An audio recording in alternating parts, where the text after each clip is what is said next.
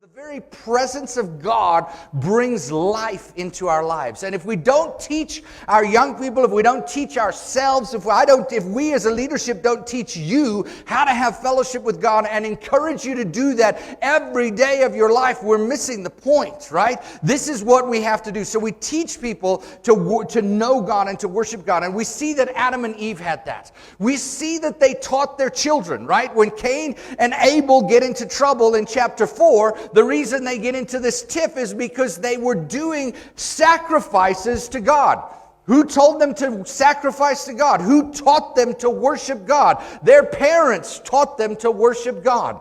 Amen? And so as parents, this is our job. We are responsible for teaching our young people to have relationship with God. Listen, it can be awkward. If you are not absolutely intentional about this, it can be really awkward to have that, sit them down and try and lead them in a devotion.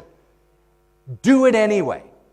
Fumble your way through it. Make a mess of it. I don't care.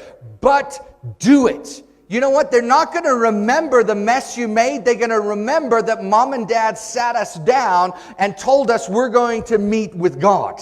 That's what's going to stick. And once you do it over and over and over again, you will find out that the Holy Spirit has this incredible way of showing up in places where people are seeking Him.